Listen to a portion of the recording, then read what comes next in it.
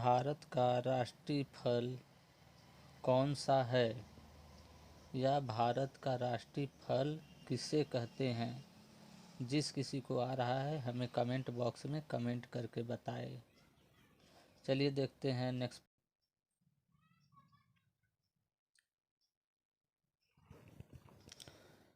आप सभी का स्वागत है स्किल बाय सी नागर जी जौनपुर चैनल पर।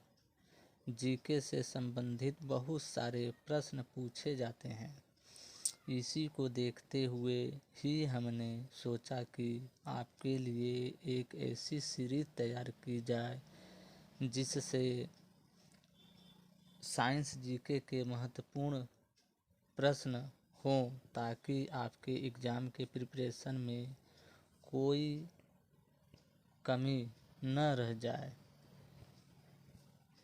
इसलिए इन सभी महत्वपूर्ण प्रश्नों को देखिए, पढ़िए और समझिए। चलिए शुरू करते हैं। पहला प्रश्न, हीराकुंडा बांध किस राज्य में स्थित है? उड़ीसा में।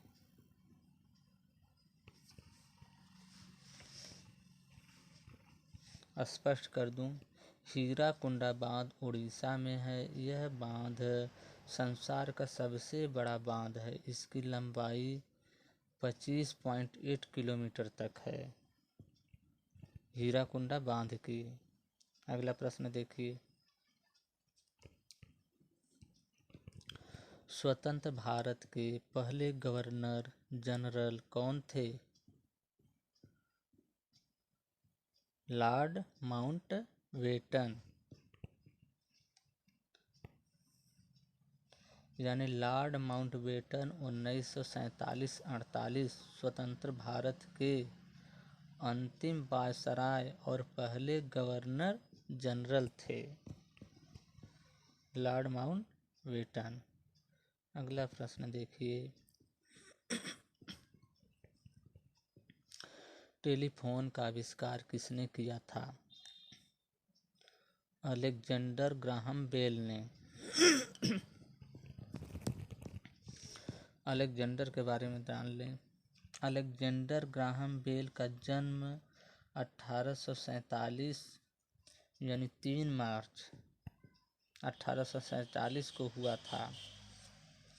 2 अगस्त 1922 को पूरी दुनिया आमतौर पर टेलीफोन के आविष्कार के रूप में ही ज़्यादा जानती है। बहुत कम लोग यह जानते हैं कि ग्राहम बेल ने न केवल टेलीफोन के क्षेत्र में बल्कि कम्युनिकेशन टेक्नोलॉजी के क्षेत्र में कई और भी उपयोगी आविष्कार किए हैं। Alexander Graham Bell. अगला प्रश्न देखिए, महाराणा प्रताप बुलबुल किसे कहते थे? अपने घोड़े को।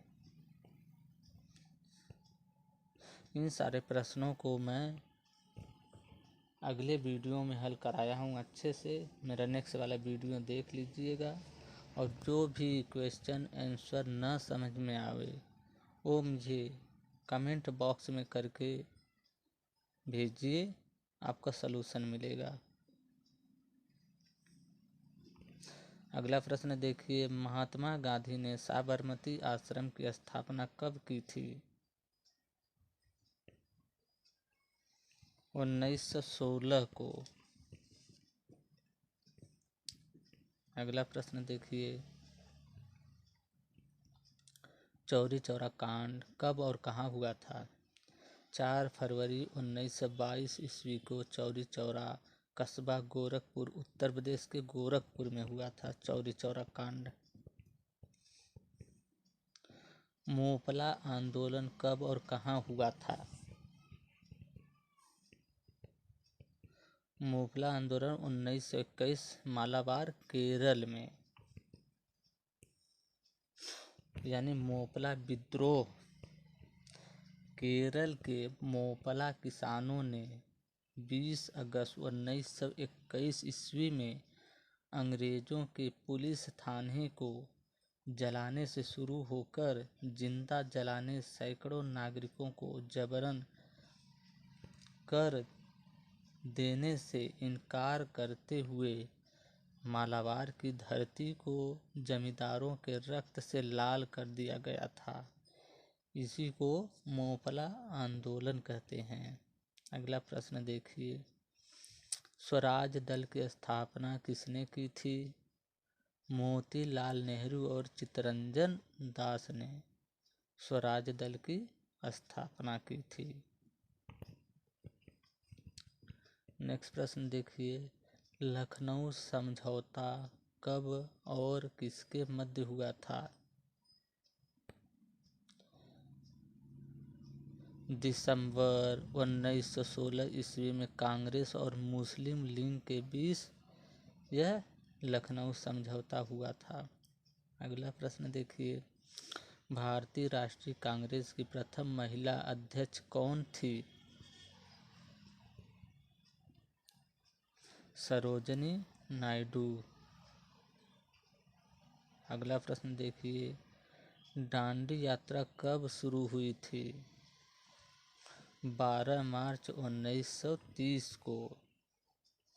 अब इसको स्पष्ट कर दूं कि 24 दिवसीय यात्रा दांडी यात्रा 12 मार्च 1930 से 5 अप्रैल 1930 तक ब्रिटिश नमक एकाधिकार के खिलाफ कर प्रतिरोध और अहिंसक विद्रोह के प्रत्यक्ष कार्रवाई अभियान के रूप में चला था। दांडी यात्रा। अगला प्रश्न देखिए, गांधी इरविन समझौता कब हुआ था? 5 मार्च 1931 को गांधी इरविन समझौता हुआ था। अगला प्रश्न देखिए कि गुब्बारों में कौन सी गैस भरी जाती है? Helium gas. क्योंकि हीलियम गैस सबसे हल्की होती है, इसीलिए गुब्बारों में भरी जाती है। और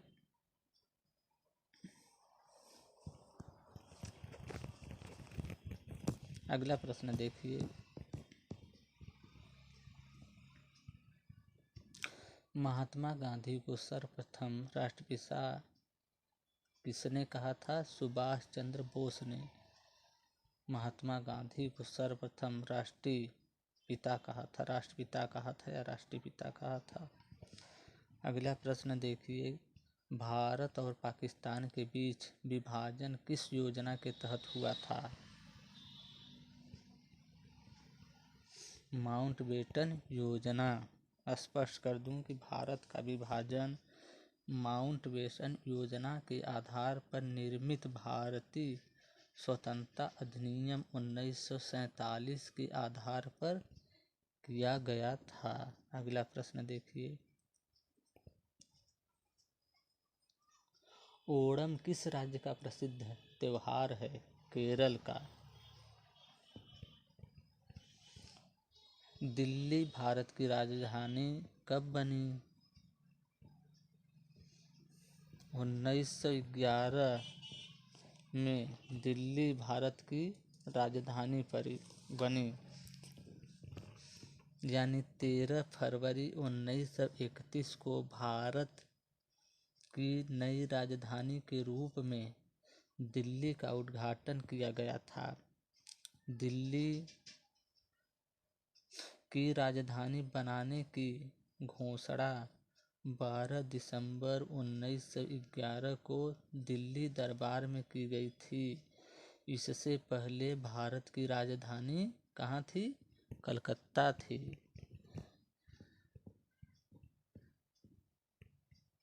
अगला प्रश्न देखिए, विद्युत बल्ब में कौन सी गैस भरी जाती है? Nitrogen gas. मनुष्य के शरीर में सबसे बड़ी ग्रंथि कौन सी है? यकृत ग्रंथि। अगला प्रश्न, सफेद क्रांति का संबंध किससे है? दुग्ध उत्पादन से। दूध उत्पादन या दुग्ध उत्पादन, यानी दुग्ध क्रांति या ऑपरेशन फ्लड भारत की योजना है जिसमें कि भारत में दूध की कमी को दूर किया जा सके। इसे श्वेत क्रांति भी कहते हैं। 13 जनवरी 1970 को इसकी शुरुआत की गई। किसकी शुरुआत की गई? यही दुग्ध उत्पादन की। अगला प्रश्न, अगला और महत्वपूर्ण प्रश्न देखिए, सभी महत्वपूर्ण प्रश्न हैं, ध्यान से देखिए, सुनिए। नीली क्रांति का संबंध किससे है? मत्स्य उत्पादन से। यानी नीली क्रांति की आय दुगुनी करने, मछली तथा समुद्री उत्पादों को पकड़ने के कार्य को प्रोत्साहित करने के लिए सरकारी प्रयासों का एक अंग है। इसका संबंध मत्स्य पालन उद्योग में तीव्र विकास से है। इसी को नीली क्रांति के जाना जाता है, इसी को नीली क्रांति के रूप में जाना जाता है।